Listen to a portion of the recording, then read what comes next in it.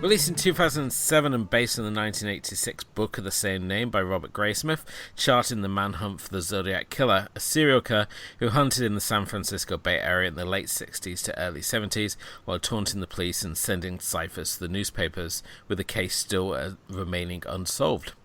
Fincher had initially wanted to make a film about another unsolved murder, with his plans to adapt James Ellroy's novel The Black Dahlia into a 5-hour miniseries, only for plans to fall through, and Brian De Palma eventually directed an adaptation instead, leaving Fincher free to move on to Zodiac. Arguably his most personal film, having grown up in San Almazo in Marlin County when the initial murders were happening, he still carried memories of the police following his school bus, while Zodiac in many ways became the ultimate boogeyman to the young filmmaker.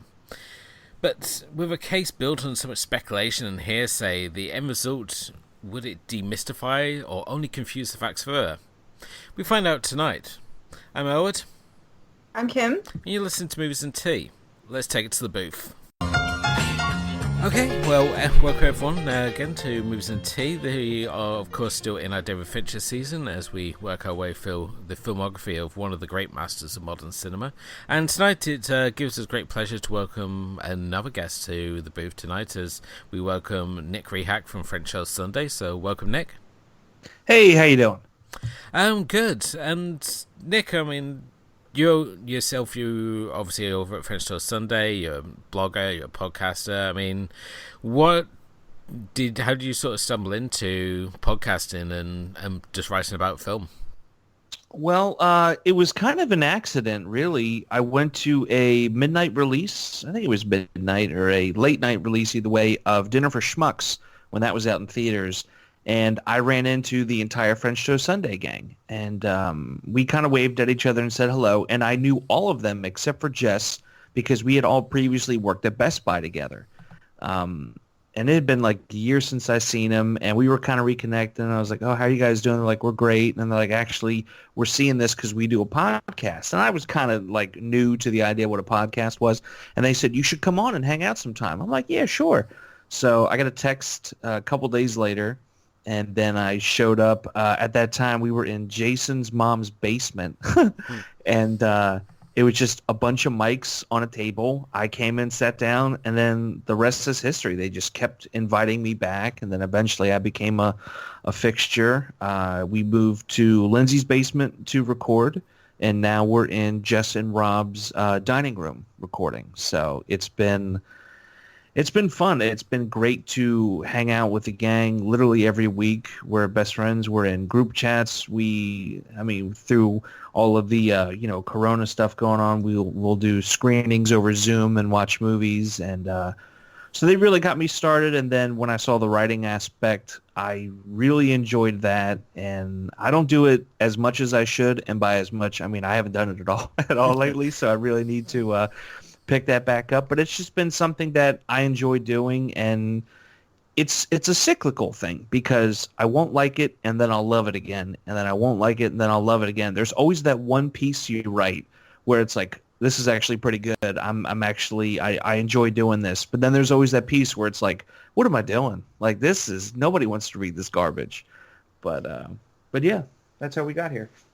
I'm always really sort of envious of those writers out there who can just take any film and produce their 500 words or whatever they set out to write on any particular film. And I know there's people like David Brooke over at Blueprint Review who just like reviews films which I wouldn't even think about tackling. So I've always really sort of admired those guys over there. And when it obviously comes to Fincher's work, I mean, was there a particular film which served as your entry point, or has it just been one of those directors that you sort of caught as these release films? I feel like the average American male going to college, I found Fight Club my freshman year of college and watched it, and I was like, oh man, this is great. Like, no one's making film like this. This is so radical. And then it quickly became just, who directed this? I need to see everything he's ever done. This was the time where Blockbuster was still around, and there happened to be one maybe 5 minutes from campus, and they gave student discounts. So I'm like, here we are. So every Friday night, it was going to the rental store and going through and looking, okay, do they have this one? Do they have that one? I've seen this already. I don't care. I want to see it again. So that's kind of how it all started. And then every chance I get, I see a Fincher film in theaters.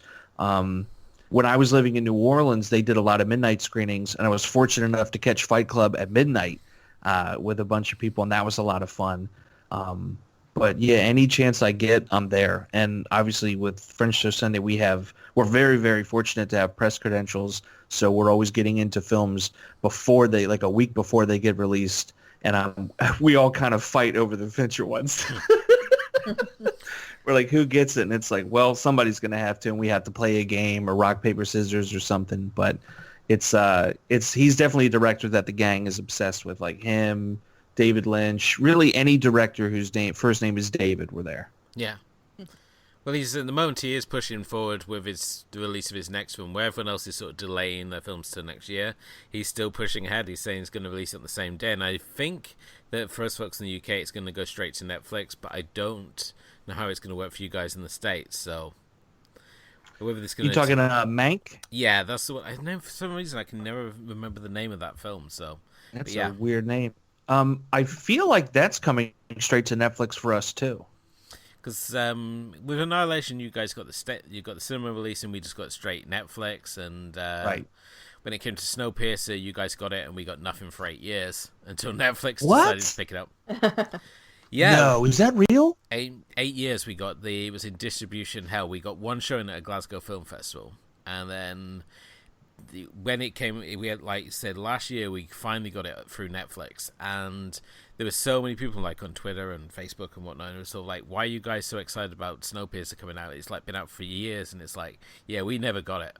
So we've got the Blu-ray release at the end of this month, and that'll be the first time you can have a physical copy of it.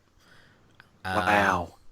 So yeah, it's but I mean, you drew it in comparison. I mean, you guys didn't get Battle Royale until about 5 years after we did. That's true. All the Boys Love Mandy Lane about the same amount of time as well. And we got our copy of Peter Jackson's Brain Dead Uncut. And I mean, this isn't bad going, seeing as you guys all consider us Brits to be a little stiff in the collar, but our censorship certainly doesn't seem to say that. That's true. Well, I mean, you guys also get some real special editions of things. They're a 4K of Elephant Man just got released. It's not here in the States. It's over on your neck of the woods. So I had to get that through Amazon UK, and that finally show up. Thankfully, 4K players are region free, and that is a gorgeous transfer. Like it is beautiful. As I said, when it comes to distribution of certain things, we do all right, but then you look at some of the Japanese titles. I mean, when obviously Criterion released their Godzilla collection, when Arrow announced their Gamera set, you could not click that button fast enough to get those because they were not released in the UK until they got those sets. So I think I have to apologise to my eldest son that he was late for his play session because Daddy was too busy trying to push his order through on Amazon. Priorities. It was sort of like it flashed up, and I was like, "No, go through here, take credit cards." So, oh man! But I mean, obviously, back to Fincher. I mean, is there a particular film that sort of stands out in his filmography, or has it been pretty much across the board that you've enjoyed his work? Across the board, I've enjoyed his work, but one film that really sticks out is The Girl with the Dragon Tattoo. I never read the books, but I saw the film was coming out, and the trailer got me. That just thundering version of what is it? That Led Zeppelin song? Doesn't matter. That song and Karen O from the Yeah is just like delivering a fierce and powerful performance. Like it sucked me in, and it was my favorite trailer for the longest time. We got a screener of it. And there was a girl I was seeing at the time, and I took her to see it with me. And it's a later screening, and she starts to rest her head on my shoulder and kind of put her arm around me. And it's just before this very brutal sexual assault. And then she like slowly backs away from me. And we kind of look at each other, and then like there's a really uncomfortable giggle. But that always stands out. So anytime that scene comes up, I get a little giggly, and that's the complete opposite reaction you're supposed to have. And then it quickly goes away. But I was real disappointed when he kind of stepped away from the project or whatever happened, and he couldn't continue with the trilogy. Um, the ones they initially did, those were good. Those were fine. But I definitely wanted to see Fincher's visual style and what he would have done with the film. So that one, and obviously Zodiac. I watched this too much, but these two are the ones that really jump out at me. Yeah, so obviously you obviously said already Zodiac's one of your personal favorites. I mean, for myself, this was one of those. It was one of those ones I put lower down his filmography, even though it made a lot of critics' top 10 lists when it came out. Kim, I believe this was your first time watching it all the way through because you'd tried to take it on before and it hadn't really vibed with you. Is that correct? Yes. Yeah, the first time I watched it, I don't even remember why I stopped watching it. I fell asleep, I know, but I don't know why I didn't go back to watch it. Yeah. So this is my first complete viewing of it. Okay. Well, the film itself is... I want to say that it's as autobiographical as you can get, but when you're dealing with an unsolved murder, you're working on a lot of speculation. And Fincher, when he was doing the initial research for this, did interviews with a lot of the key cast rather than just relying on recollections and what had been written in the book, because he wanted sort of the freshest versions possible, and rather than ones that had been muddled over the years. And it's through the story that we see a number of flashbacks throughout the film, which can be perceived as witness recollections, or perhaps just like Fincher's sort of takes on based on the evidence that happened. But the main story, it follows Robert Graysmith. He's a cartoonist at a newspaper who's the one who's able to solve the cipher that the Zodiac sends into the paper, and as a result of this forms a real fascination with finding out the identity of the Zodiac killer as he gets brought into this world. And we've switched between various characters throughout the film, including Mark Ruffalo's Inspector Dave Toschi. We also have Paul Avery, played by Robert Downey Jr., who's a writer at the paper. And the film itself is very sort of slow-paced, very methodical as it tries to present the evidence in an engaging and informative way, so that even if you had no sort of details about the Zodiac killer going in, that you would still be able to follow the case. It's not one that's sort of played up just for the murder fanboys, so to speak. But when we obviously have that the film opens, and it opens with that sort of very abrupt ending as we get our first sort of introduction to the Zodiac killer. I mean, how do we find this sort of initial introduction of it? Because I thought it's very effective. I mean, every time we see this killer, he's always in shadow. We never get a really sort of good look of him, but at the same time, Fincher really sort of grabs the sort of essence of who this killer apparently is.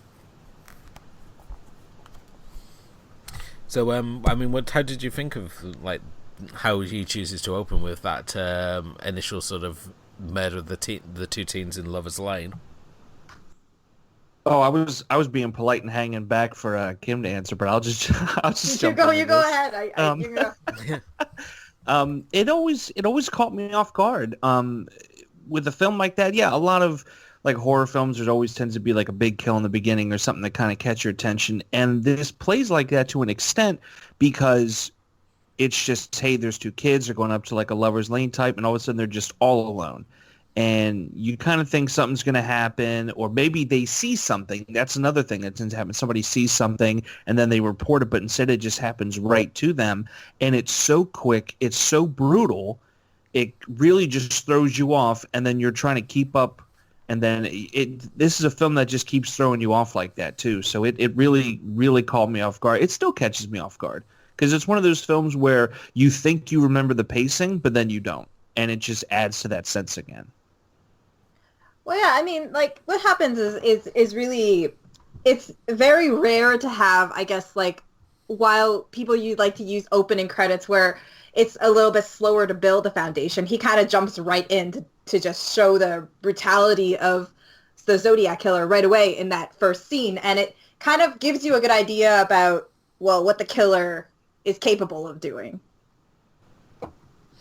Yeah, and I mean, this is what surprised me as well. When you look at how the killing takes place, where he's supposedly it's very sort of accurate shot with how, especially how coldly and cleanly he assassinates the girl, yet he becomes kind of sloppy when it comes to the guy Mike, who survives. And I was so sure that he actually shoots him, but he shoots him initially, and then he comes back and shoots him again in the back, and yet somehow he still survives. So, I mean, do you think that the Zodiac was actually intended to keep this guy alive, or so that someone there to build his sort of mythos, or was he just kind of sloppy with this sort of initial kill? I think it's sloppy. Mm-hmm. I think it's just he's shooting. He's trying to get his bearings because, potentially this is his first, if not one of his first.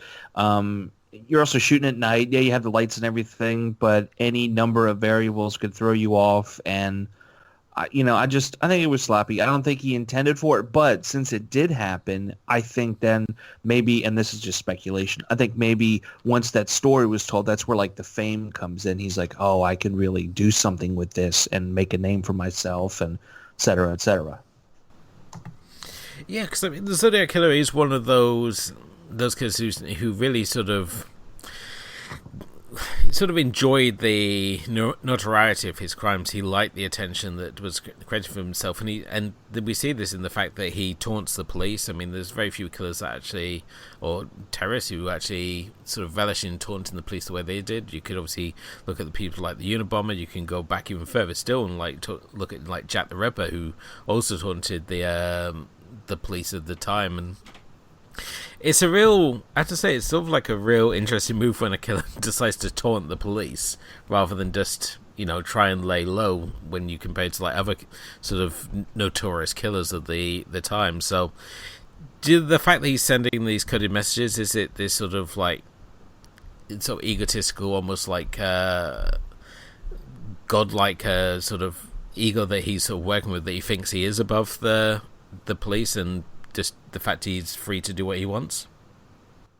I absolutely think so. I think it's just power. It's just, hey, I grew up and I was picked on, or I was just left behind, and now everyone's going to see how smart I am. Everyone's going to see how they should have known me growing up. Everybody's just going to see it, but I'm also going to keep it a secret to show that nobody can figure that out. You didn't know that growing up. You're not going to know that as an adult. And then it just grows into this power consumption. I think it's the same for a lot of people. I mean, like you mentioned, Timothy McVeigh with the Oklahoma City bombings. You have, I can't think of his name off the top. Oh, David Berkowitz, Son of Sam. A lot of stuff like that. Like, I think it's all power. It's all ego. So, I mean, with obviously the Zodiac, I mean, he thinks he's above everyone else. I mean, he even tries to make sure no one can solve his code by basically taking out every book of codes that he's used as his inspirations. We find out a bit later in the film, only for it to still be cracked because of people like I don't really want to use the word hero, but the person was choosing to follow here, the cartoonist Robert Graysmith. He's really into word jumbles, he's really into puzzles, and is able to crack it just through his sort of puzzle solving skills.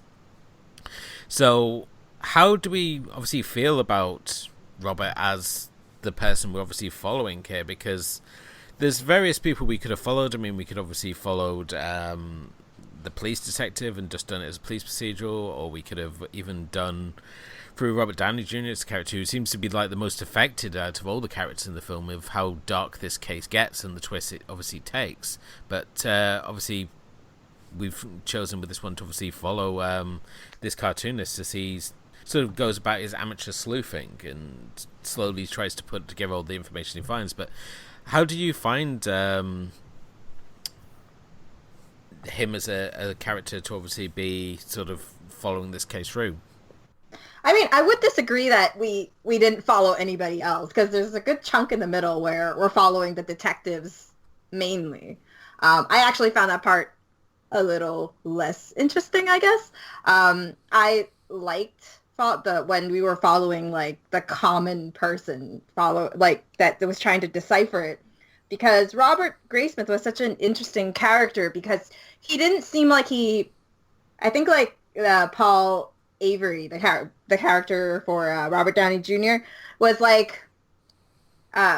asking him why he was so interested in this, and I think it's because his purpose, like the purpose that he has and why he's doing this, is it what the purpose of him of doing this really adds to the equation of why he's so obsessed with just solving this. Does it give him purpose or whatever? So I really like watching Jake Gyllenhaal do this role.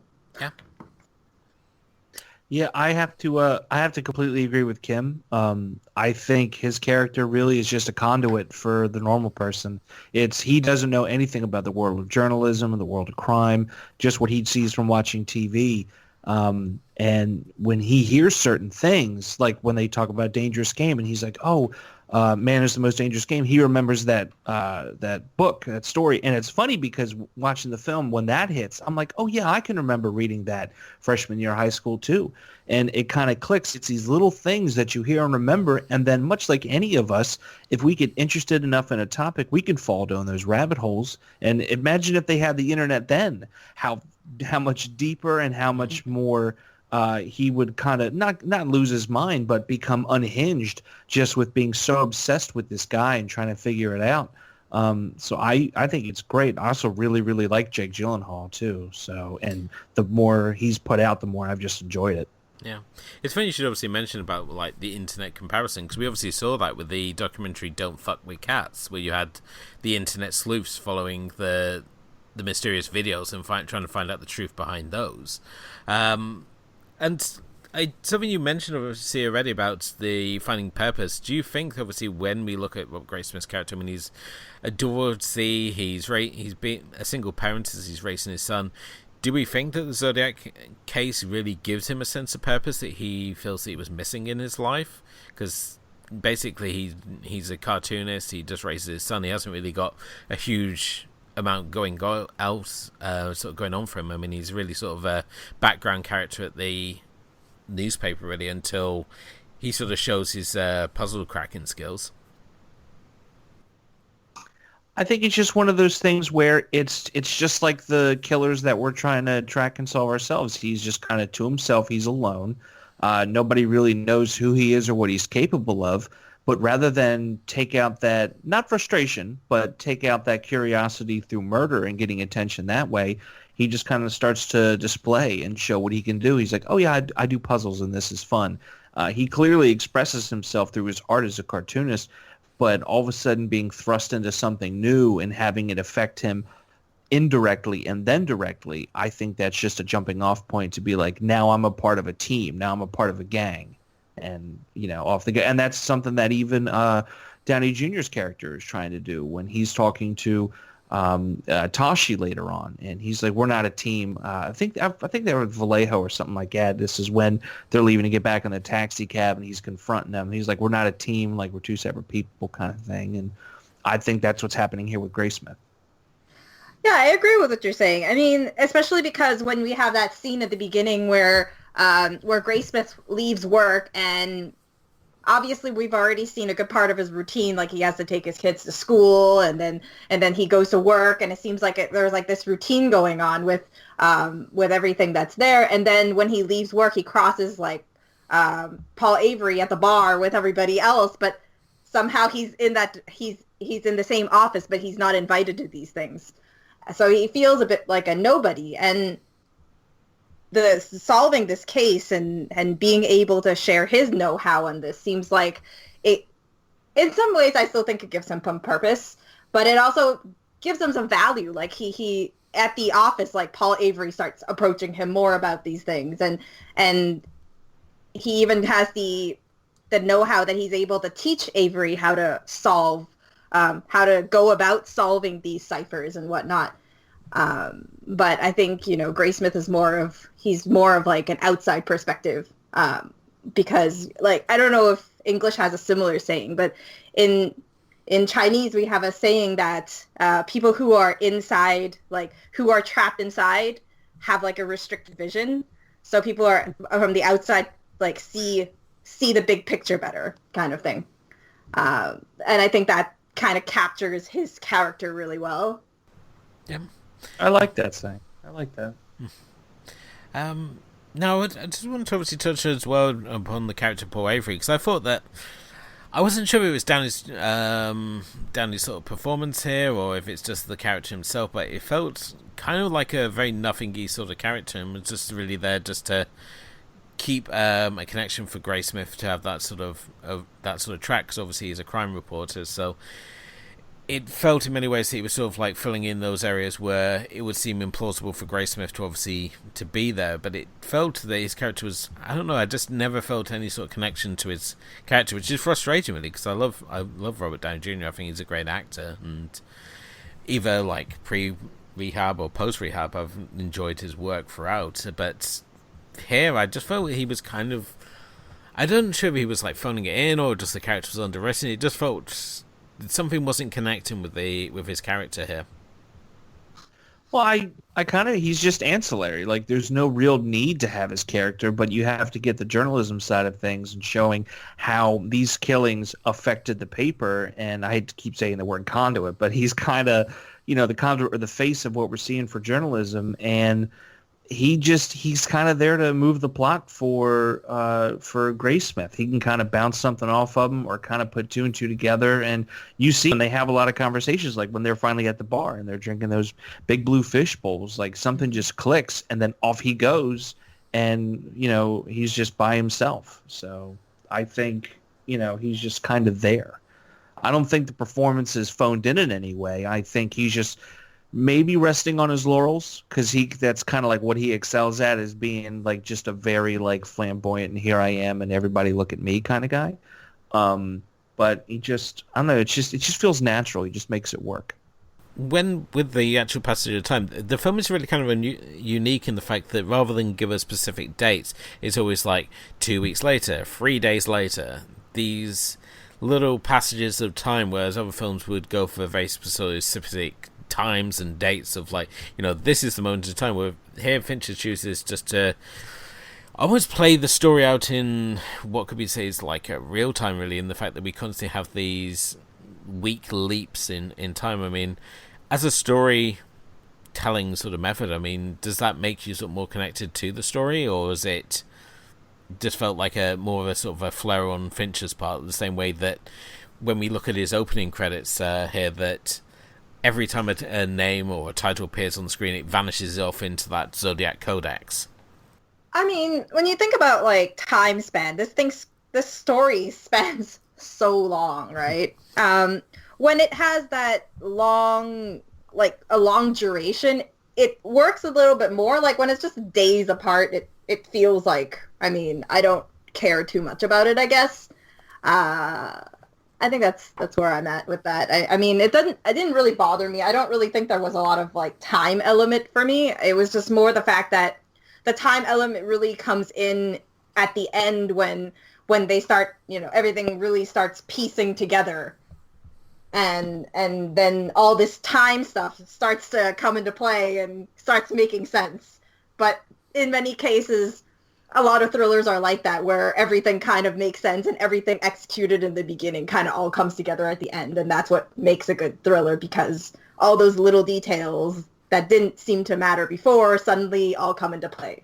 Yeah, I totally agree with that. I think, to an extent, I think it doesn't matter, the gaps in time. It doesn't matter days, weeks, none of it is. They go through the specific dates of the murders, and then if there's anything obviously that historically happened, they need to hit that date. But it's just one of those things where, I mean, time passes differently for all people. Right now with this corona stuff we got going on, some people that are essential workers day to day, their days are going by a little bit quicker. Those that are quarantined and stuck in their homes, days are going by slower. And, days are turning into weeks into months.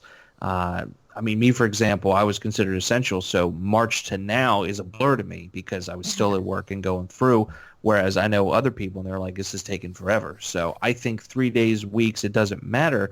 There's still that intent, and they're still looking for it, but nothing new has presented itself, so why talk about it? We see what's going on with the characters. We know who they are, and we understand their arcs just through, like, the little minutia here and there, like Kim pointed out earlier, when Graysmith walks past the bar and sees everybody's there without him. Okay, that boom informs the character right there. We don't need a whole separate scene where it's like for a day he's just like by himself. Like on a day off, what's he doing? He's just home alone doing nothing. We really don't need that.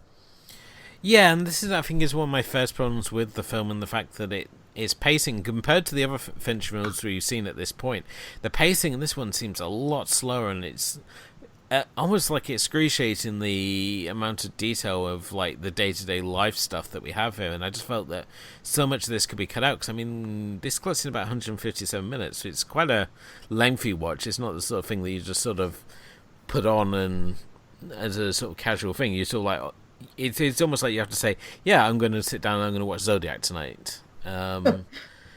And compared to like Fight Club, which again was another lengthy watch, but with Fight Club it just everything zaps through at such a rapid pace, but this one really takes its time. And I was sort of like glad when we broke away from these characters to see, catch up with Zodiac and see what he was up to this time. That it felt almost like a relief, and that finally seeing something different than just watching these people muddle over day-to-day stuff, which I think really could have been trimmed down a lot. But I mean, Nick obviously is a fan of the film. I mean, did that sort of engage you at all, or does it provide any sort of tedium that perhaps myself and Kim apparently found? I think it's, I like it. I think it's methodical. I think it's purposeful, because you got to think it starts July 4th, 1969. And then the film ends like late 80s, early 90s. So there's all this time. They're going through so much time. Mm-hmm. They're trying so hard to solve this murder. You're so tired at the end of it because you're just running into dead ends. You can't confirm certain evidence. Like nothing's adding up at certain parts. You're just tired and you want it to be over. And that's how you feel as the film goes along. It's, why is this a dead end? Why is this? We think it's this guy. It's not this guy. Now we have to take a step back. Now we have to go over evidence that we already have. Relationships are falling apart. People are changing drastically. And by the end, you're exhausted. You're tired. You want it to be over. And then that's when the film ends. So I think it works for us. I mean, we go from Graysmith being a single guy with a little boy to in a relationship, and that falls apart. We see Avery go from this charismatic, bombastic guy. He's, quiet, maybe a little bit crazy, living on a houseboat.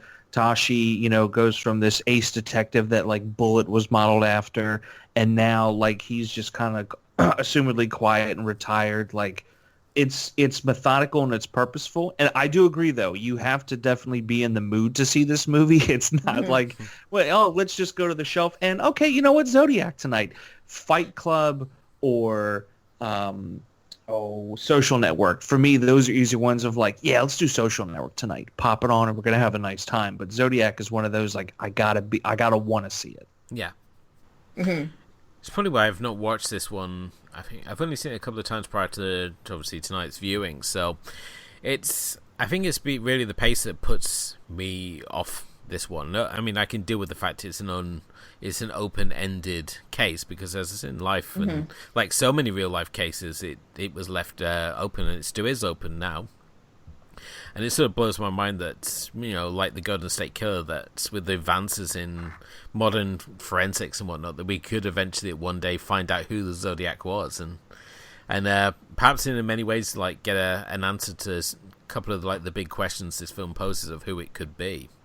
Because I think Fincher does, when it comes to like guessing who the killer could potentially be, he really puts a strong case across for like both of the main suspects for the film, which we'll come back to in a minute. And what I want to obviously go back to really is just the second of the murders here, because this one takes place in not just daylight but brilliant daylight. We're out in the countryside and we've got these two young married things who notice the Zodiac hanging by the tree. And again, it brings me back to what the first murder we see, where he doesn't seem like he's fully got it worked out what he's going to do. He seems almost cautious. He's like watching from a distance, and the fact he's all in black and so perfectly blends in with the tree, it makes you really do a double take on, did you see something over there? Was this the guy? Was this mysterious killer? And I think out of so many of the scenes here, it's this sequence that just really stands out for myself. But how did you guys feel about that second sort of murder? I mean, obviously it's a murder in brilliant daylight. The boogeyman is out in the day when we're supposed to all be safe. And I seriously, I have it in my notes here, and it was like when that moment happened, I was like, "Is this a copycat?" And then I was like, at a moment like that, and then like the crime went from like really like just kind of threats, and then you were wondering whether it was like, oh, it's gonna be empty threats, right? And then and then it gets really violent, and then it was like, okay, now that's the real deal type of thing. No, it's very different because we usually see, I think most of the other crimes are all at night. So this was kind of like a contrast. And I liked it. I think that's all I have to say. I liked it. For me, it's one of those scenes where sometimes I can watch it, sometimes I have to look away just because, the sound of the screams and the sound of the knife and everything. But kind of like you pointed out, Elwood, it's terrifying because it's happening during the day. That's what makes Texas Chainsaw Massacre so terrifying, is because it's happening during the day. It's, the boogeyman's supposed to stay at night. It's supposed to be a dark scene, shadows. You don't know what's happening, but here comes this guy. He's cloaked. He's hooded. We don't know what's going on. And then he just ties you up and stabs you next to a lake, and no one else sees this. Absolutely terrifying. Yeah, unfortunately, when I was watching it this time, my wife decided at that point to give me the true crime synopsis. That she's like, "What are you watching?" I was like, "Oh, I'm watching Zodiac." It's like, "Oh, I thought that was what you're watching." And then she's watching this murder unfold, and the fact that he's threatens this couple and has them. They basically forces them to comply, where he ties them up. And she was like saying that, "Oh, yeah, John Douglas, who was like head of the behavioral unit at the FBI, said like if you're faced with an attack, an attacker, someone with a weapon, run away, because there's liable that they won't be able to hit a moving target and all the rest." And I'm thinking, oh, that's really interesting, honey. But, you're kind of taking someone away from the moment here that Fincher's trying to craft.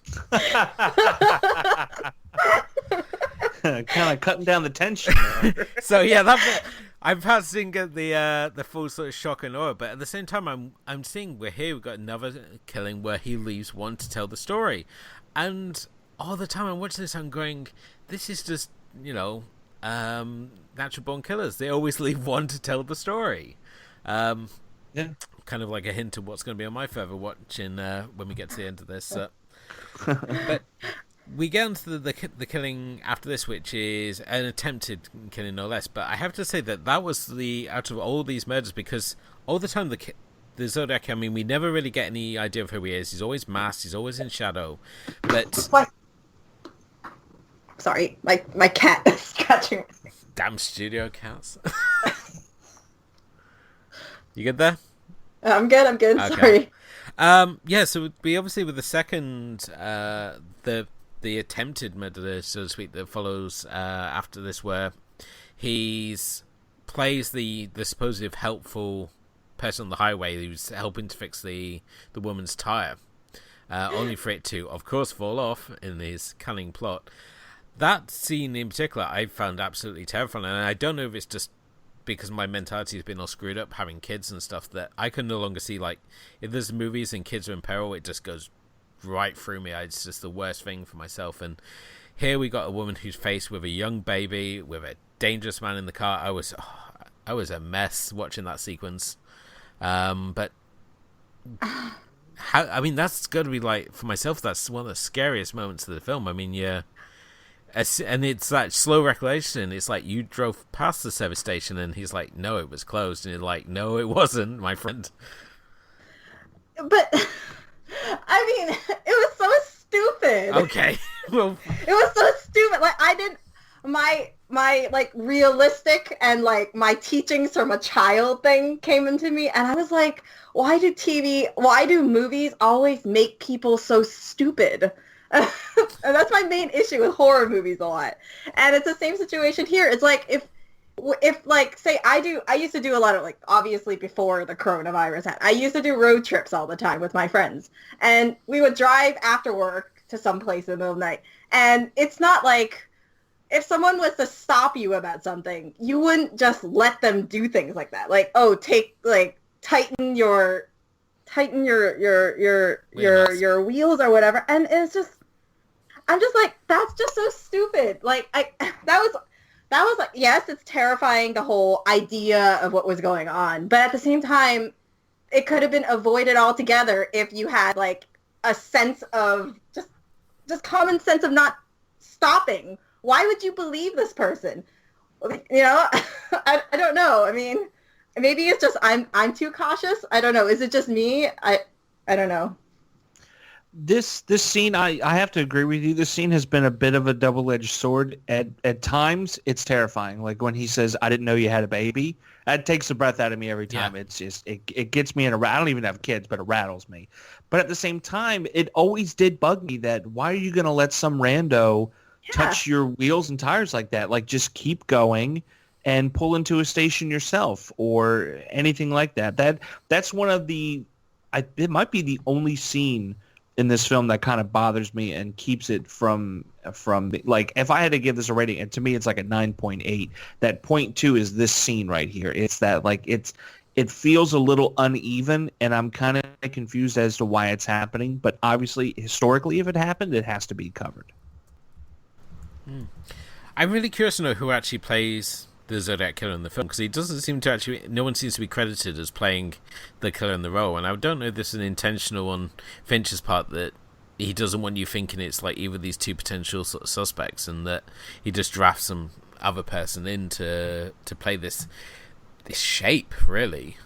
According to I thought IMDb had credited a few people. Because I was on it's three different actors play him. This way, every time it's a different, a walk, a different gait, a different, like you said, kind of a blob, an amorphous thing where it's always changing. So, yeah, three different actors. I think that perfectly suits it, because here you're obviously working on different people's recollections, so it would make sense that you wouldn't have like this uniform idea of what the Zodiac is. And I like that sort of idea of just having three different actors playing, because it is just three different impressions, really. So so obviously back to our investigators here, and obviously we when it comes to Mark Ruffalo's character, he does get that sort of standout sequence where he does a long interview with one of the potential suspects, in which a scene which many people have seen say has been the sort of standout point, and this is where they question Arthur Lee Allen, who was a suspect.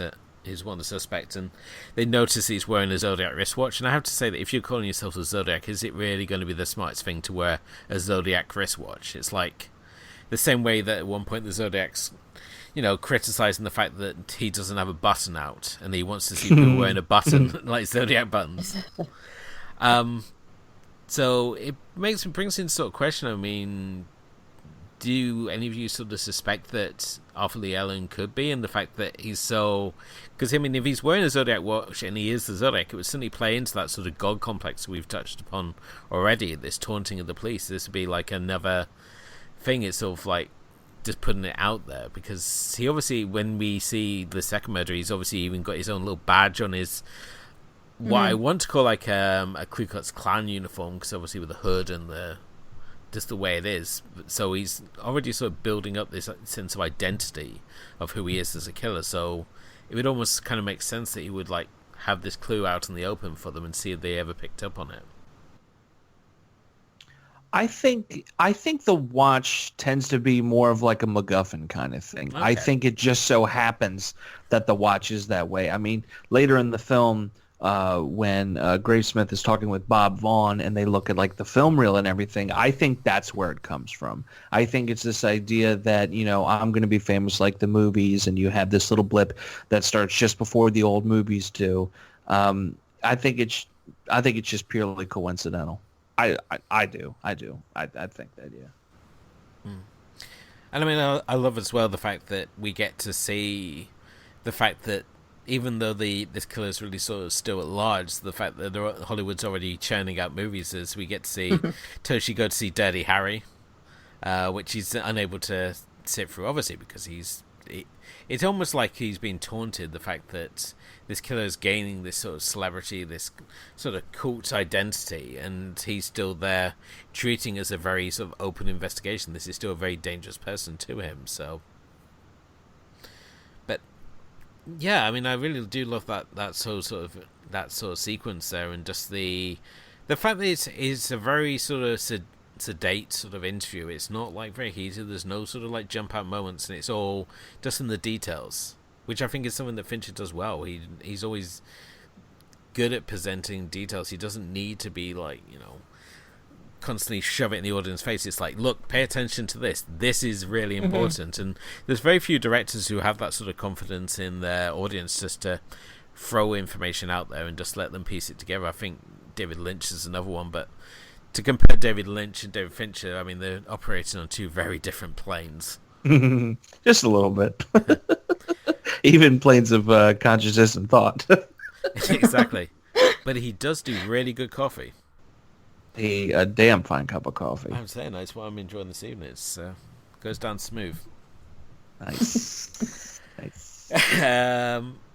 Now, I mean, I don't know how you guys feel about what's his name, Mark Ruffalo, at all. For myself, I mean, he's kind of like tainted now by being the third best Hulk. So it's that's a bold statement. You just gonna say that and walk over it? Oh no, I mean, I don't know. Was it off air that we talked about it or on air? We talked about it in the Hulk one, in Ang Lee's Hulk. We talked about it. Okay. We had a whole discussion about Mark Ruffalo. You can go and listen to our whole discussion on that. Okay. Yeah. Yeah. That's what I don't have an issue with Mark Ruffalo being the Hulk. But Elwood does. It's not like I've like got a vendetta against him and like Disney. Well, yeah, I've got a vendetta against Disney, but that's my own thing. But no, I mean, let's see. Don't to go too far off track here, but yeah, when we look at like the classic Hulks, we've got Ferrigno, Norton, and then we've got Ruffalo, and then we've got whatever the hell was happening in Hulk. As a whole other issue there, but yeah, Mark Ruffalo, he's just, I don't know, he just feels like kind of just the whipping boy who's just there just to be sad all the time, and I mean, he just never really resonates for myself as either Hulk or Banner. He's just sort of there, and he just feels like he's just there because he's willing to play by the rules where Norton obviously wasn't, and Norton for myself will always be a stronger Banner. As we saw in The Incredible Hulk, I just thought he just sort of nailed that character and really knew what he was doing. Whereas with Ruffalo, we get, oh, I'm angry all the time, and it's like, wow, that's real great stuff, Mark. Okay. I'm just happy when he turns into, CGI Hulk, because we're getting something. We're getting something than just another Killjoy, because that's the problem I have with like the Marvel movies, and it only sort of resonated with me recently when I've been catching up on like the things, and I watched like Venom, and I watched Shazam, and I watched the new Spider-Man, and I was like, these movies are so much fun. And it's like, why do I not enjoy the new Marvel ones? And it's like, because we cram them full of killjoys like Captain America, and we have all this weight, and they're 3 hours long and are just CGI mess. And these films sort of tap into that, and that's why I always liked Norton, because he taps into what Banner is. He's a comic book character. He's not a real person, and Ruffalo seems constantly trying to be playing as like this man who's carrying the weight of the world on his shoulders. And we see it again with this film, but you can kind of understand with Toshi why he's carrying the weight of the world on his shoulders. I mean, he's facing this impossible task of catching this killer who's basically taunting him at every turn. And he's kind of like, in many ways, who was the lead in The Wire? The lead.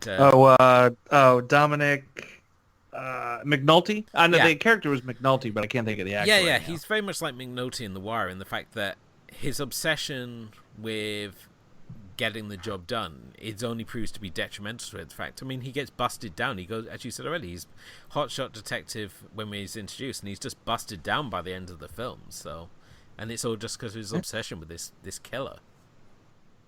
That's a really good comparison. I never thought of that before. And I'm the one in Baltimore living The Wire. Oh, man. How's it working? How's it compare? What's that? Wire to Zodiac? No, Wire to Baltimore, obviously. Not Wire to Zodiac. Yeah, there's some truth there, especially when you get to season 3 in the politics, definitely season 2 in the docks, and season 4 with the education system. and season 5 with it. Yeah, it's fairly accurate. It might have gotten better, but yeah, it's fairly accurate. Cool.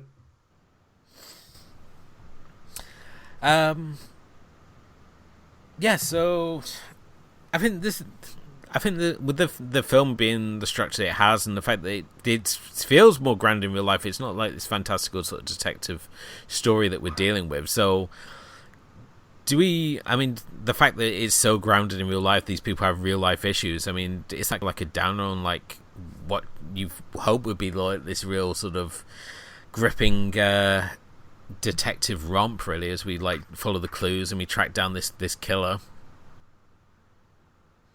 I don't think it does. I think it just kind of grounds a little bit. You know what I mean? It's like you watch these like NCIS or Law and Orders where, you follow the beats and you kind of figure out what's going to happen, where this is a little slower. It's a little more methodical.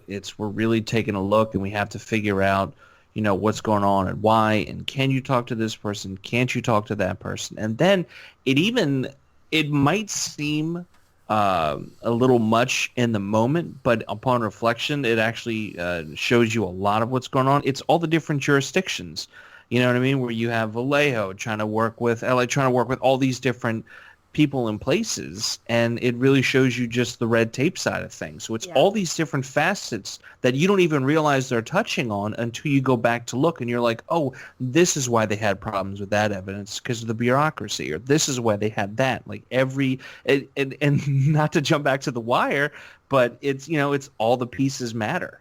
And if you don't have one little thing, then this just kind of falls apart and becomes bland. Because that was, the red tape thing is one of the biggest points of this case, and probably one of the more entertaining parts when you start watching that part about how they're trying to coordinate everything, and then this person's like, you have to call that person, and then that person calls someone else, and then you have to call that person, and then it feels like if it was in today's scenario, and we have the technology that we have now with less of the delays and all that stuff, maybe the case would have been solved faster, because there would be so much more, I guess, like less boundaries to jurisdiction and information being distributed. Although I'm pretty sure, at least according to my own government that I work with, it seems like red tape is always going to be there. Yeah, and I think there's a character I really wanted to see more of, and obviously because we're so grounded in reality, we obviously couldn't. And that's Brian Cox Melvin Belly, the lawyer. That phone call where the Zodiac's apparently phoning in, and the scene which follows it, where he's out in real life, and you've got like pretty much every cop in San Francisco plus air units and everyone else, sort of swarming this potential sort of scene here. Just the interaction that Brian Cox's character has with the Zodiac, well, the supposed Zodiac killer. I mean, did either of you feel that it was the Zodiac he was speaking to, or it was someone imitating the Zodiac? Because I go back and forth each time I watch it, whether it is the actual Zodiac or not that he's speaking to. So I'm in your boat. Sometimes I think I do, sometimes I think I don't. It's one of those just wild goose chase. It's like somebody pulling a fire alarm when there's not a real fire, and all of a sudden everybody rush, and they, immediately they go to that place and it's all swarmed, and nothing really comes of it. So I think it's hogwash. Yeah, because I think the whole, I think what makes this whole Zodiac case so, I guess, so intriguing to watch is more the fact that we never know who it is. And it's the mystery of the unknown that really carries this story really well. So everything that happens whenever a killer shows up, or whatever is being talked about, and whatever cases that they're claiming is linked to it, how much truth and how much is he's taking credit for a lot of things that are happening. But then, there's one point where they're saying that maybe not everything he's taking credit for is actually what is something that he did, but he's just taking credit because it just kind of boosts his rep a bit. And he likes the attention, and he likes the fame and all that all that he's getting out of this from the name that he's created for himself. So everything in this is a mystery. I think for myself, I think that anything that happens is the Zodiac, especially any communication is the Zodiac that's responding and connecting, and they're just getting a bit, overly confident in what they're saying. They're getting a bit cocky, and they just think that they're going to get away with it anyways. They're not going to be found. Because even, you think about the phone call, and then it was like they called, and then we had that whole scene where he ends up finding that information about calling on his birthday and whatever, right? So I don't know. I think it's because of this unknown that we get to have all this whole discussion and this whole, and that's what makes these things fun. Fun to watch, at least. Yeah, definitely. I just wanted to sort of skip to the end, really, in that final potential suspect that we meet here, and I'm trying to remember what the name of the guy was, but he's Nick, do you remember who the last guy he meets is? Bob Vaughn. Yeah, when he goes to have the meeting with Bob Vaughn. Did anyone think that Graysmith was actually going to walk out of that meeting? Because I was so sure that it was going to be like a cut to black, that we're going to end up with Blair Witch again, that we're going to get this sunlight moment, and it's going to Fincher's going to cut us off and go, oh, this and this happened, and it was like, but no, we have this incredibly, if you thought the earlier sequence with the woman in the car with her baby was bad, I mean, this scene is like on a whole other level. It's so unbelievably tense, and the fact that he puts himself in these stupid positions the whole time he's inside this guy's house is just, it just gets me every time. Yeah, it's a real nightmare, and every time I watch it, I still get nervous. I know it's going to happen. I've seen it time and time again, but I still get nervous, and that's, just the signs of great performances, great visual work with the camera. Again, yeah, he's making some silly choices, but you're so in it, and at that point, he just wants to find the truth, and he's willing to look anywhere just to get a sniff of confirmation, just to get the littlest tip of yes, you're right, or yes, you're on the right track, just something, and I think he'll go anywhere for it. Yeah, I think that in this case, yes, it is a stupid decision, but Nick makes a really good point that he's in too deep already. He's just in this so much that all he wants to see is look this guy in the eye, and that's what he says, right? Mm-hmm. He just wants to look this guy in the eye and know who he is. He doesn't, it's just seeing, just acknowledging realizing who this person is that's more important to him, because just like all the other characters over this whole time of investigation that's lost so much of themselves and their families and their life to this case, he's also going through the same thing. So it kind of gives his character justification for making, I guess, this stupid choice. In comparison to the whole stupid choice before from the lady. Definitely. I have to say that when it comes to that Fincher trademark of showing us the face of evil, I think that Bob Vaughn is probably one of the most subtlest examples that we can get, and I'm still unsure. Are we supposed to believe that Bob Vaughn was the Zodiac, and that for some reason he chooses to let Graysmith walk away? Because it seems to be, sometimes you watch it and you think, oh, this is what Fincher's trying to tell us, that Graysmith basically got into a position where he was finally out of his depth, because the whole way through he seems like, regardless of the fact he's being this amateur sort of sleuth and piecing this all together, you never get the feeling that he's getting out of his depth. He always feels in control of the situation, and when he obviously has that meeting with Bob Vaughn, it's one of the first time we actually see him truly realize that, maybe I've overstepped the mark, maybe I'm in too deep at this point. But yeah, certainly there's something about Bob Vaughn's character. There's certainly something there, whether he is innocent, whether he is the Zodiac, it's never fully clarified. There's just the hint that something's there. Maybe the Zodiac isn't one person. What do we know, right? I mean, that's the whole situation right now, is no one knows anything, even after so many years of investigation. All we have is speculation. And it's so frustrating. It's so frustrating to not have that sort of answer that you so badly want to this thing, and you just realize, much like John Doe in Seven, that we're just presented with this puzzle that we're just going to muse over for the rest of time. That here Fincher once again has given us a film where the killer basically wins. And I mean, you could say again the same for Fight Club. I mean, Tyler Durden essentially wins. You know, the credit card companies all get destroyed. Everyone's credit goes back to zero in theory. In the game, the company wins. I don't know what it is about Fincher when you start looking at his films that, you know, the bad guys seem to win an awful lot, it seems. Well, I mean, that's kind of how the world works anymore. So it's just, he's just kind of taking that mirror out and saying, look, even though the outside of this mirror is all decorative and it looks cool, look at the inside. Look directly in the center, and you're not going to like what you see.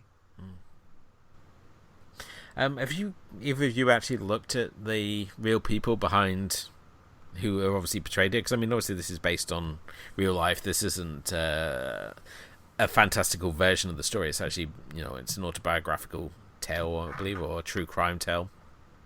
So I just wondered if either of you had obviously drawn the comparisons between, like, how the characters look in the film and how they look in real life at all.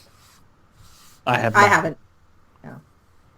I have to say, it's quite scary when you look at some of the people. I mean, like Toshi's like very similar to Ruffalo, and with Graysmith again, I think Gyllenhaal really nailed it. But there's something about Gyllenhaal's charm which I think just makes you believe whatever he's playing is just he is that character. So, and it often makes me wonder when I watch these things. It's like, you know, do you like think who would be playing yourself if they, you know, when we finally run out of superhero movies to adapt and they just move on to like making feel like bloggers and podcasters who would be playing you in like the French Toast Sunday movie or whatever. They're going to set up a new franchise where they're just going to like make the French Toast Sunday movie, and then they're going to make the Lambcast movie, and then bring it all together in some like Avengers style plot. That would be insane. Do you think of I would watch that though. I like the fact you say you watch the movie based on yourself. I'm a narcissist, plain and simple. I love hearing my voice. Like, I'm gonna listen to this episode when it comes out. In all seriousness, I want to say Nick Frost. I've had people give me those comparisons before. Yeah. They've also compared me to one of the guys on Impractical Jokers, but I can't stand that show, so I just tend to ignore that one, and I just stick with Nick Frost. So I could see that. I could see Nick Frost. Kim, do you wanna... I don't know right now. I had one before, and then I was like, I'm like on the fence. I never know what to say about these things. Like, who could play me? I'm so normal. Who's normal? You know, like. Actresses don't ever look normal. They have this kind of fame to them, right? They have this beauty and stuff like that. I don't associate myself with any of these things. I would say Awkwafina, but then again, if we were casting Awkwafina, I would just have to play myself, just so I can hang out with Awkwafina. I don't know. For me, I think I would say like maybe Angela Baby. All right. Let's go. I know that for Lackey, I want them to bring in Martin Starr. I know for years I keep saying that he's him, Lewis Black, and Penn Jillette. My dream roundtable is to get Lackey, Penn Jillette, and S. Black just together. I don't know. The world might implode if you get the three similar people together in terms of voice, but I think Martin Starr would really nail Lackey over at Movies and Tea. I can see that. The Vern over at Cinema Rico, I think, would be just a trip to see someone try and replicate that whirlwind of creativity that he is. I feel like you can get like a John Malkovich to get really deep in there and figure it out. I know Jay I think Jay keeps pushing for like Jason Statham to play him. The amount of times I hear him do the Statham impression, he's trying to work into our mind that the two are the same. So it's a fairly impressive impression, though, I must say. As for myself, for years I've always said that Giovanna Ribisi. is the guy Okay. I'd have. Okay, yeah. And then more recently, because we finally got Saturday Night Live over here after, I don't know, like 42 seasons, they finally brought it over to the UK. And I keep saying Pete Davidson, who I've had a strange obsession with. But he's more tattooed than I am, so... It's way tattooed. It's so unnecessary. But, for some reason, I'm just strangely obsessed with that, with him at the minute, so... But like me, yeah, I can see either. We come from similar areas. We're both like part seagull, part garbage. But oh man, what a comparison! He's from Staten Island. I'm from the coast as well. Part seagull. Oh man. Oh. I needed that laugh today. Thank you. I'm glad. Woo.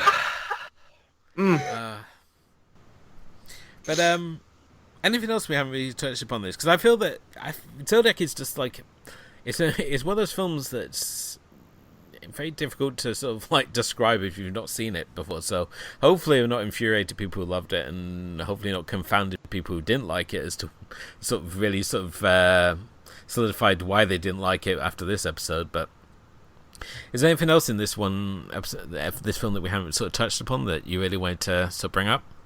And we've been touching on it with all the actors and everything. Just how stacked this cast is. Like, it's a really, really well put together cast. There's not a single person in here where I'm like, could have done with somebody else. Like, everyone is just so well cast. You see so many faces where you're like, oh, I like that guy, like Donald Logue or Dermot Mulroney.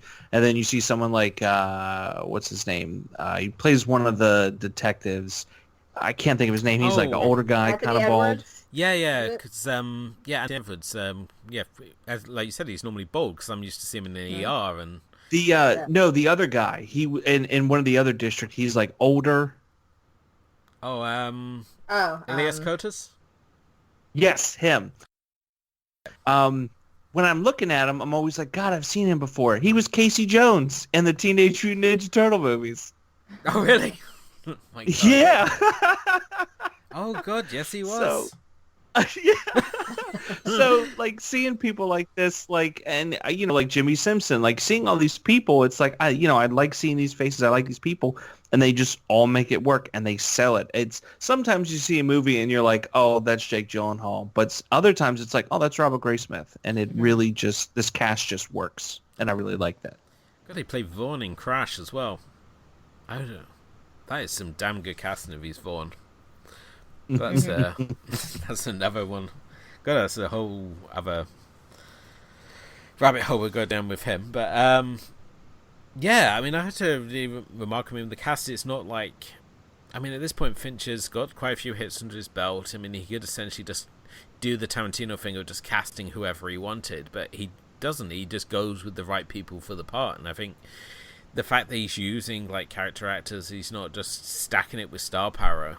Even with like the main leads here, I mean, these aren't exactly at this sort of stage in their career. They're not sort of like huge marquee names that he's sort of like resting his film on. I mean, Gyllenhaal is still, I would say, still pretty much an indie sort of darling at this point. And even though he's sort of just recently sort of made the shift into more sort of mainstream work with obviously playing a damn fine Mysterio in Spider-Man Far From Home. I really like that. Yeah. I mean, I wasn't, when they said they're doing Mysterio, I had no idea, because that is one of the most difficult characters you could do. Yeah, absolutely. And just how they did it, it was brilliant. If you didn't know the character, if you knew the character, it was a new twist, and it shocked me when we got like to the twist in that film. It's sort of like, oh wow, that's a really clever way of doing this character. Bravo to you. Yeah, absolutely. And it's funny too, if you look someone like Gyllenhaal, he goes from like Donnie Darko and Bubble Boy, all of a sudden he's Jarhead and Graysmith and Zodiac, and now, like you said, he's Mysterio, and he's I can't think of his name, but he's in stuff. He can do the big projects, but he can also still do stuff like Velvet Buzzsaw, and show up on a Netflix show that Mulaney just did, the Sack Lunch Bunch. Like, that whole thing is Mr. Music. Like, he can traverse those two worlds, and he makes it work every single time. Like, He can do no wrong. Even when he does weird stuff like Enemy, which I absolutely love. Like he can do no wrong in my eyes. Yeah, I mean, we'll give credit to Jennifer Aniston. It was on her suggestion that both Gyllenhaal and Mark Ruffalo were cast in the film. Really? Yeah.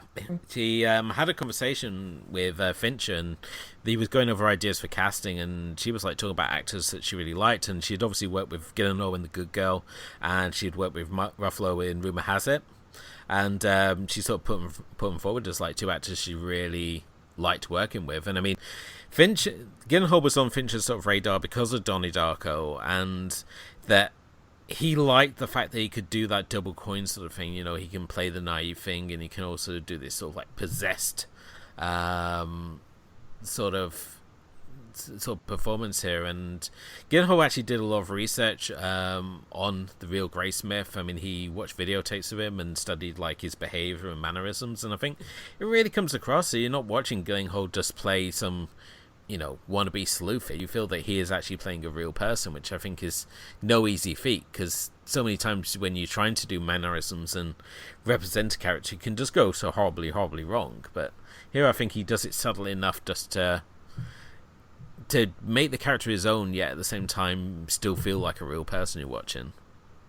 Yeah, I had no idea about the Aniston. Like, how is she just hanging out with Fincher? Are they neighbors or something? As I said, I have no idea how Fincher and Aniston, because I mean, it's not like the two have worked together on anything. So, and I mean, just going back over like Fincher's filmography, I could find no link there to Aniston at all. But maybe it's because of Brad Pitt. Maybe because two were married at the time. I mean, obviously, he worked pretty intensively with both Brad Pitt and Edward Norton on Fight Club prior to this, and I don't know how Hollywood works. Just a guy broadcasting his coffee table. So, but yeah, Anthony Edwards is a really interesting choice. Really, I mean, I forever sort of associate him with ER. I mean, I forget that he's in Top Gun half the time. What? He plays Goose. Oh my goodness. I feel really silly right now. Yeah, that is embarrassing. I am embarrassed to be a film fan right now. I should have known those things. That's wow. I didn't even dawn on me. I don't know why. It's and he's got that face too, where you just know him when you see him, but it didn't. I mean, he's got a mustache and sunglasses, yeah, but I would thought that he was still. He's not like the geeky kid from the Breakfast Club who sort of like bulked up after Breakfast Club. Oh yeah, he's unrecognizable now because he's just recently appeared as the guidance counselor in the Goldbergs, and yeah, he's just like super stacked now. He's like Danny. Oh god, the from Brady Bunch, little ginger kid, Danny Massam. Oh, why can't I think of his name either? But yeah, he's another jacked up psychopath. So, but yeah, there's my trivia bit for you. I never knew. I like that. I never knew that. Fincher also used All the President's Men as the template for the film, which, looking back on it, I can see where they're going with. Because I mean, All the President's Men. I mean, it's based on the Watergate scandal. Yet it's shot like a thriller, and it also provided the inspiration for the cigarette smoking man in the X-Files as well. When they have the meeting in the car garage, that was the inspiration for doing the cigarette smoking man. Okay. And then obviously William B. Davis went and took what was supposed to be a non-speaking character, just like this one throwaway character, and just like made it this central figure in the whole conspiracy. So,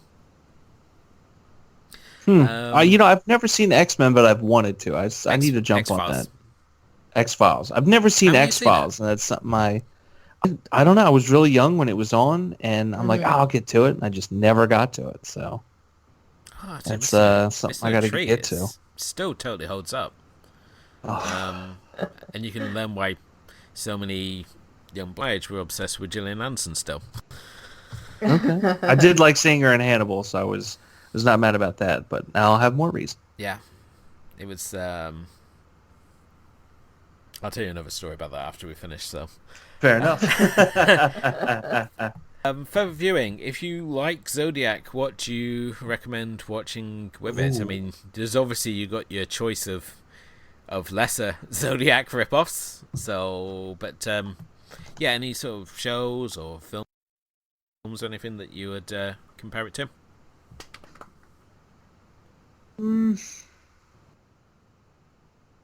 I can't think of one like a direct comparison where you're trying to figure out, because I feel like with this you'd have to also find something where maybe we don't get a full answer at the end, the killer's still on the loose kind of thing, something that's visually is captivating.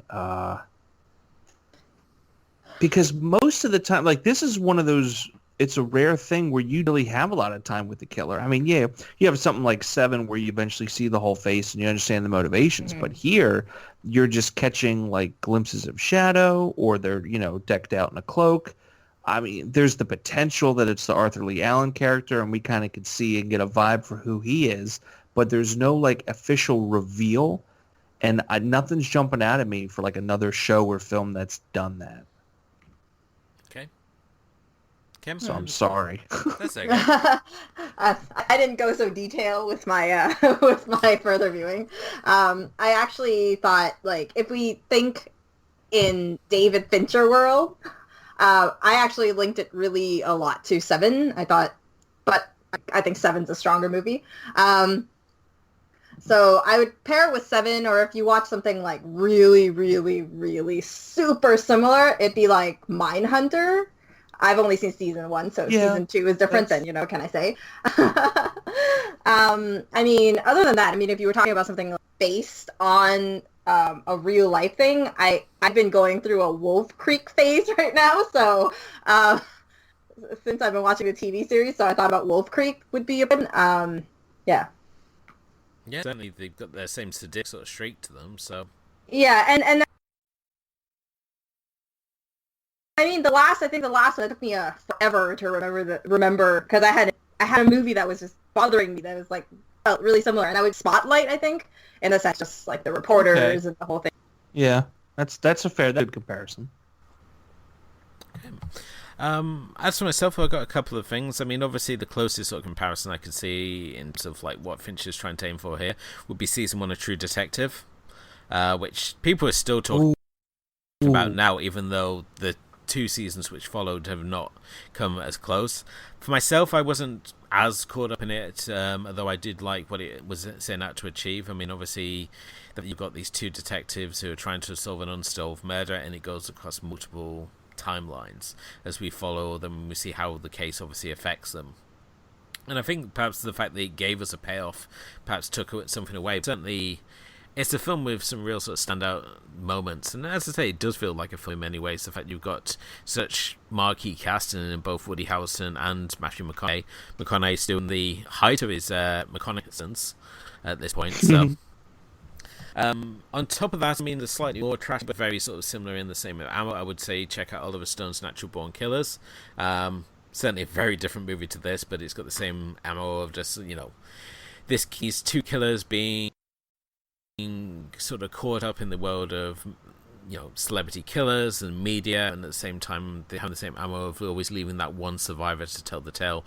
Real stand-up performance from both Juliette Lewis, who's absolutely nuts, and Woody Harrelson, who reminds us all what he surprised us.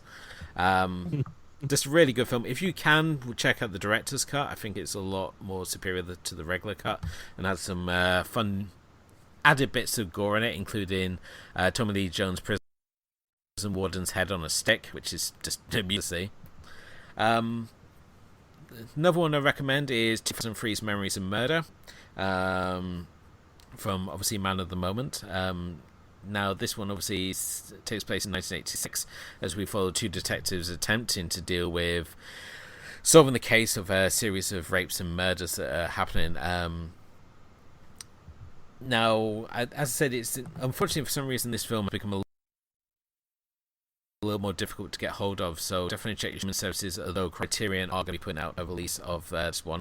But Who directed Parasite? Does anyone remember offhand? Oh, June? Yeah. Oh, God, I'm sorry. That's... Butcher that one.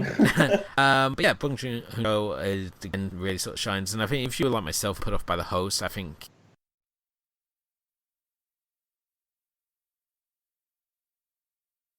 here he just really sort of shows why he's a director of note to watch, and is along with the likes of and Snowpiercer. This is just a really phenomenal film and worth checking out. Last one is the idea of serial killers taunting police, and that would be to check out Silence. The first horror movie to Oscar, still a phenomenal release, and features 2 stand-up performances from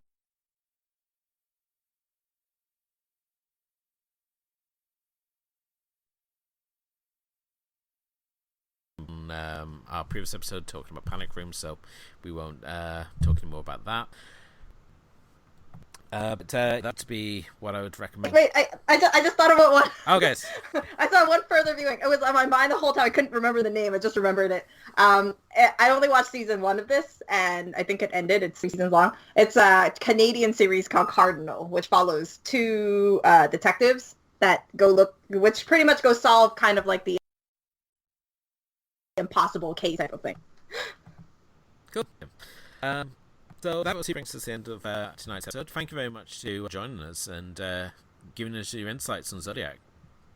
Thank you so much for having me. I love this movie and I love talking about it. Fantastic. And if people want to come and find you, where's the best place to come and find you? Best place to come and find me is FrenchToastSunday.com. The podcast, we're in the middle of a hiatus kind of thing. We're figuring out last-minute tweaks to get back up and running. If you like hearing more of just me, I'm featured guest recent couple episodes of the Exploding Helicopter cast. We took a look at Far Cry, the Uwe Boll film, and you can also catch me on the Lambcast every so often. Fantastic. So thank you as always for listening. Thank you to Kim as well. And Kim, before we obviously wrap this up, where are we heading to next? We're heading into 2008's The Curious Case of Benjamin Button. Yep, a move on to slightly lighter material for Fincher. First time watch for both myself and Kim. This one's going to be interesting, especially to see how it ends, as Brad Pitt plays the young man who's aging backwards. But all that to obviously come on our next episode. In the meantime, you can obviously archive at Movies and Tea Podcast. .wordpress.com. We've got all our 4 previous seasons on there. We've got all the Shark Weeks, and we've also got our Friday Film Club, where every week myself and Kim both pick a film and put it together into a fun double feature for you to enjoy. Sometimes the theme, sometimes it's not, but either way, we've got some fun movies for you to check out. Also, if you haven't done already, please do hit the like and subscribe button and maybe leave us a review. It all helps raise the profile of the show. And in the meantime, you can also follow us on Facebook and Twitter, and we're also on Instagram as well. But thank you as always for listening. Thank you to special guest Nick and Kim. And we will be back next time to talk about The Curious Case of Benjamin Button. Until then.